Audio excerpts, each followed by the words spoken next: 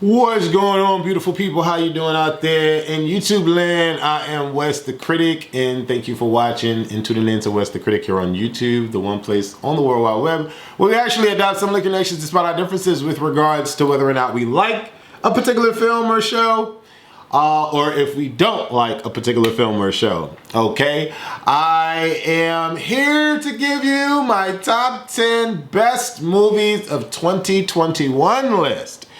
And I'm pretty sure that a couple of my films may have made your list, and I'm also sure that quite a few films did not make your list, okay? I have a very particular, specific taste in film and what I consider to be the best.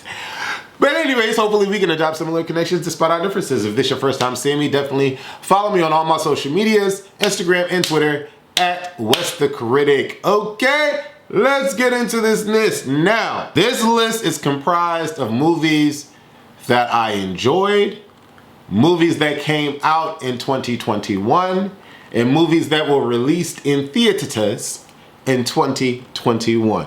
I do have some faves of mine that weren't released in theaters that went strictly to, the online streaming circuit. Resort to Love. I love Resort to Love. Resort to Love got a 61% on Rotten Tomatoes, a 46% Metacritic, and a 5.7 on IMDb. But I don't care. I love Resort to Love. It's a rom-com, okay? With Christina Milian, Cinco Walls, Jay Farwell. It's a great movie. Okay, I loved it. It came out July 29th, directed by Steven Sushida, whatever. A story by Tabby McCartney. I liked it. It was produced by Alicia Keys. I'm not really a fan of hers, but this movie was so good. Christina Milian was a great actress in this movie. It's a rom-com, so you have to look at it like that. And the comedy was nice. The men were sexy, and it wasn't like overly predictable to where I was just like, nah. Some rom-coms I can't get through, but it was really good. Another rom-com that I just loved to pieces that could not make this list because it was not released in theaters is Single All the Way, starring the premiere debut for me anyway, the fine Fowlman Chambers. What? That brother, listen, baby. Anyways, great cast. It was really a lot of moments, but it was so good because it was refreshing to see, an interracial gay couple, and the production was there, and it was treated like an A-list movie for me, and I liked the story. It was cheesy, but it was good cheesy, I wouldn't put Single All the Way above Resort to Love, but it's in the same house, the same category for me because they did not make my top 10. But it was really good. Go check out Single All the Way. Those Who Wish Me Dead with Angelina Jolie, I absolutely adored that movie. A lot of people did not like that movie for whatever reason. I'm not them. I loved the movie. It would have definitely made my top 10 if I was doing, not just theater releases. The Tomorrow War was freaking amazing. Without Remorse, another good film. And another movie that almost made my list was Encanto. Encanto was a good movie. It just wasn't my top 10 worthy. But anyways, let's get into the top 10, shall we? Starting off with number 10, because I'm going down order, with Fast 9. Everybody knows Fast 9. Fast 9 had a 59% on Rotten Tomatoes. Horrible. Starring Vin Diesel, John Cena, Jordana Brewster, Tyrese Gibson, Ludacris, the list goes on and on and on. Michelle Rodriguez. We all know the film. We all love the film.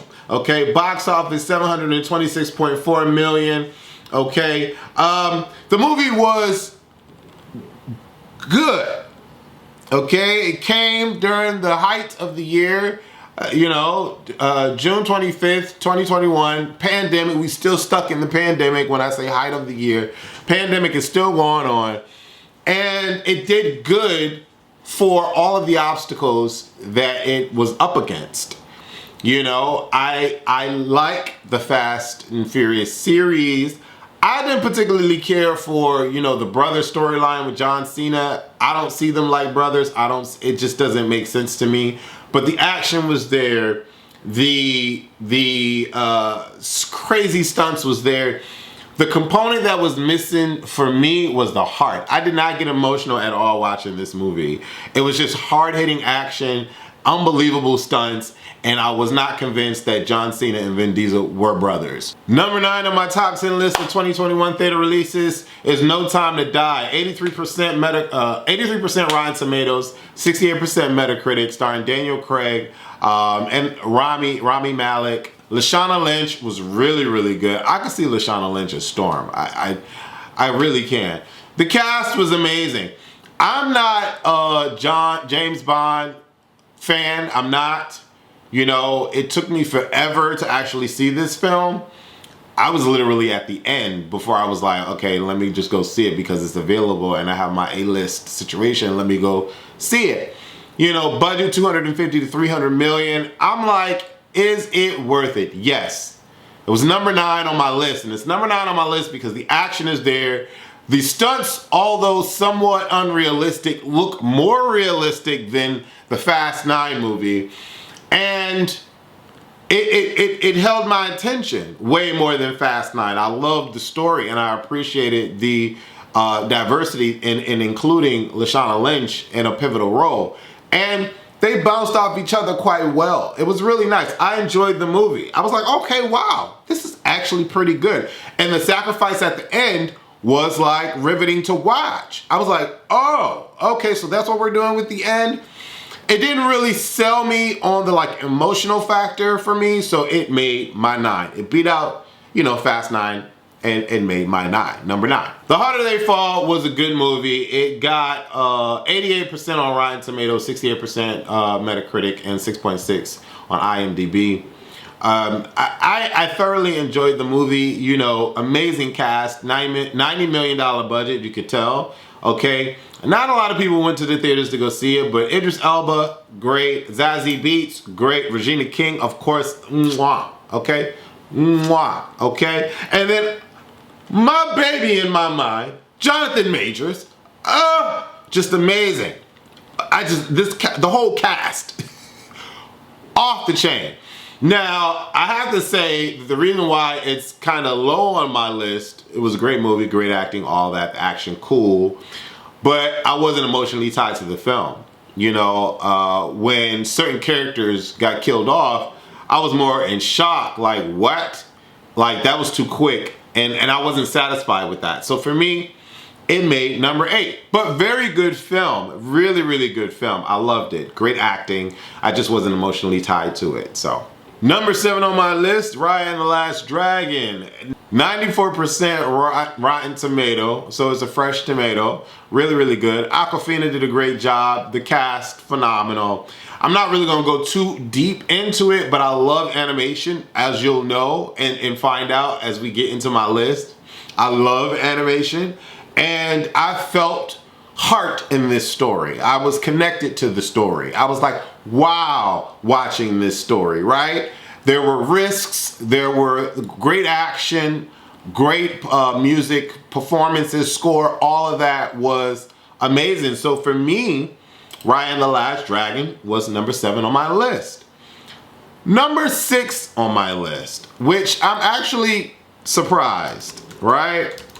I'm surprised. And this was the last minute entry because I saw this last minute. The Rotten Tomato scores on this movie is horrible. It's The Kingsman. Got a 42% on Rotten Tomatoes. I don't understand why. This movie was really, really good. Really good. Action, unbelievable action like Fast 9, but it was done well. So I believed it like No Time to Die, you know? And I was like, oh, no, and shocked. Like, I literally said, oh, are you kidding me? In the theaters when certain things happened. And if you saw that movie, you probably know what I'm talking about. But from the beginning, shedding a tear in the opening to shedding another tear midway through, I was like, whoa, This movie is good because it made me feel in the heart. It got me there.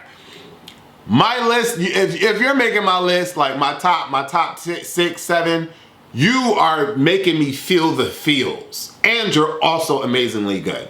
Acting great, action great, special effects great, and I felt it. I shed tears in the beginning, shed tears midway. Great film. Go watch The King's Man, okay? My number 6, and like I said, it was a last minute entry because I just saw this movie last week. Just saw it last week. All right, we're getting into the top 5, baby. My top 5 movies. Y'all may be like, why is this movie so low on your list? Spider-Man No Way Home. Spider-Man No Way Home. This is the best Spider-Man movie for me. I loved Spider Into the Spider-Verse. I really did, because it was great representation for me to see a black Spider-Man on film. You know, I love movies that I can relate and connect with the characters. I can see me in the character. So diversity matters to people like me, right? People, I think generally speaking, you would love to be able to put yourself in the shoes of the protagonist or antagonist, if that's how you feel, with the movie that you're watching. And if, you know, you don't see you in any of the movies, it's kind of like, you can still be in love with it and still fall in love with it, but you really fall in love with it when you can see yourself. So I love Spider Into the Spider-Verse. But Spider-Man No Way Home, for me, because it's a real action, live action, it really got me there, right? It got me there. Great action. It's 94% on Rotten Tomatoes, 71% on Metacritic. We already know who's involved. This was a fan service movie. Completely for the fans. But it was really, really good. I love Tom Holland as an actor. I think he's phenomenal. He always gets me there. And I have to make mention of the movie that he was in. Tom Holland, ever since Spider-Man, really, but ever since I saw, realistically, let me go back. Ever since I saw The Impossible, Tom Holland in The Impossible, at the age he was, stole my heart away. That movie is like top 5 in my top 5 list of all-time favorite movies. If you have not seen The Impossible, you have to see that movie. It is so freaking good. Ever since then, I've been a Tom Holland stan, and he can't do no wrong. Now, some of the movies he's been in have been like, you know, whatever. But him as an actor, always top tier. Spider-Man No Way Home is a great film. My number 5. My number 4. My number 4 film is King Richard. Now, King Richard, 91% Rotten Tomatoes, 76% Metacritic.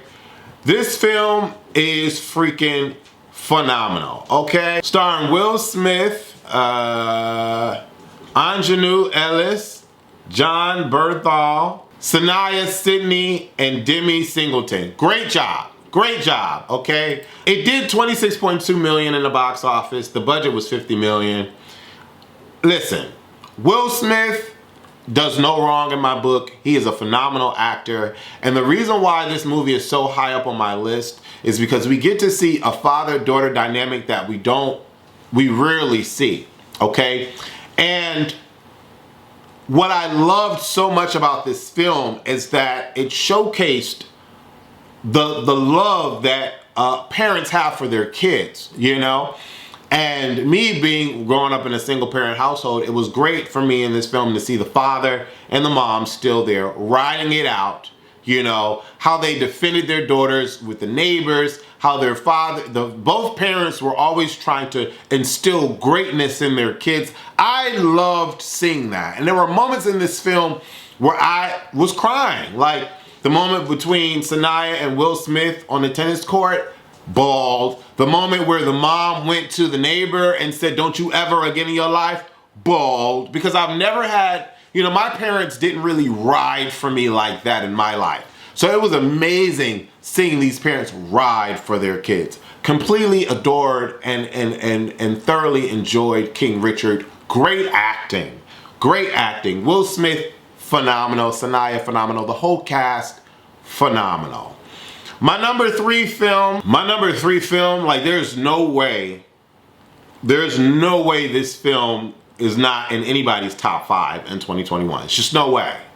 unfortunately, Grace Randolph neglected to, put this in her film. She's doing the, the Oscar award contenders and all that. Great, I guess, fine. I guess this doesn't make the Oscar window or awards window. But there's no way this film is not in anybody's top 5. And if it isn't, I don't know what you're smoking, what you got going on. But A Quiet Place 2 is freaking phenomenal. And John Krasinski, John Krasinski and Emily Blunt, if they're not gonna be Mr. and Mrs. Fantastic, what's going on? Why? Why are we offering them $50 million per film? I don't know. But John Krasinski can do no wrong in my book. Emily Blunt is amazing in this movie. Millicent Simmons and Noah Jupe. Listen, freaking phenomenal film. It's real, it's heart-wrenching, the feels, the emotion is there. I'm crying throughout not the whole film, but I'm crying through it. Mom and dad saving kids, kids going for the mom and dad, like family, King Richard, family, A Quiet Place 2, freaking phenomenal. And just listen, I don't think y'all understand how good this movie is, but Shang-Chi, wow. 91% Rotten Tomatoes, 71% Metacritic score, 432 in the box office. Listen, wow. I like what's Kim's Convenience? I think that's the name of the show. I like the show. I like damn, what is his name? Simu Liu. I like him. I like him a lot. I know China is having their issues because he made comments about the Chinese government and whatever. Okay, whatever. China's doing a lot. But Spider-Man No Way Home still became a $1 billion film without China.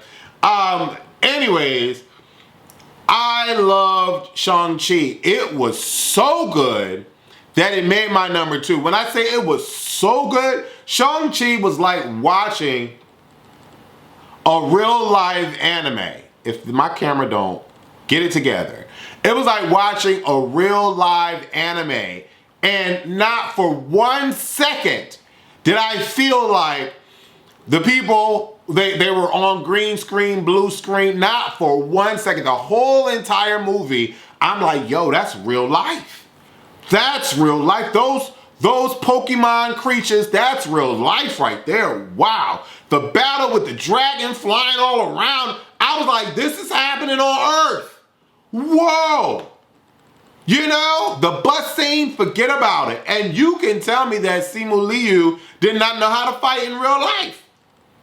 Even the wire work with the martial arts, I was like, this is not like I'm watching like people being carried around with yarn attached to their hips. You could not tell. And I loved that that's what made the film for me stand out immensely, was the fact that the entire film looked like it was done in real life.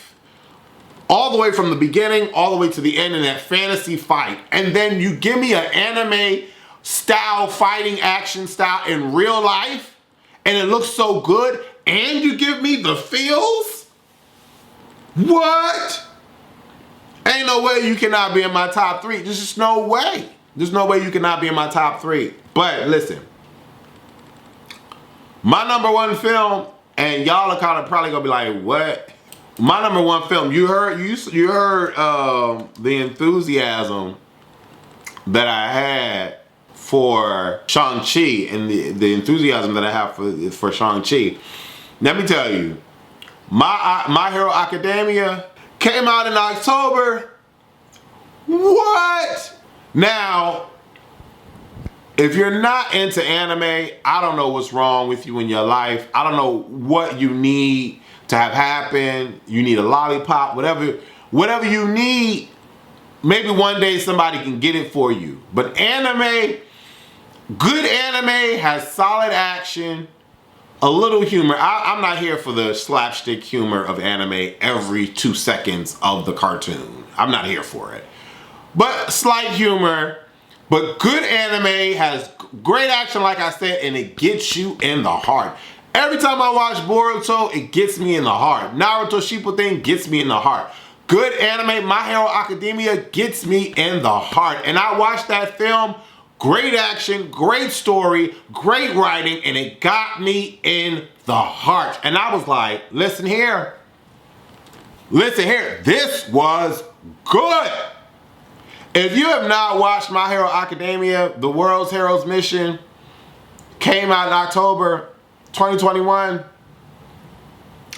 you're doing yourself a disservice. Now, I know that there are a lot of films out there that I didn't mention. I saw a lot of films. I saw a lot of films this year. A lot of films I did not mention because I just wasn't here for it. I really didn't care. Like The Matrix was horrible. It's a horrible film. Horrible film. Venom, Let There Be Carnage, I wasn't really caring for it. There were a lot of films that I just did not care for. But the reason why a lot of these films did make my top 10 list is because I'm an action guy. I like action guy. But second to action, I'm heart. I love heart. I love films have to make me feel something. And I ride for the protagonist. So I'm team protagonist all the way. So if a film has great action and it gives me the feels, and then on top of that, you sprinkle on the acting, the cinematography, you know, the directing, the writing, all of that, that's when you know I'm there. I'm there, baby, I'm there. Let me know what your top 10 list is in the comments. I would love to know. If there are theater releases, hit me up with your top 10. And what in my list don't you agree with or you agree with? Or are there any films that you did not see that I mentioned that now you're interested and curious in? Let me know, leave the comments below, and let's get this film to 50 likes. If we get this film to 50 likes, I will do my top 10 worst films list. If we get this film to 50 likes, hit me up in the comments, like this video, subscribe. Thank y'all for watching. Deuces.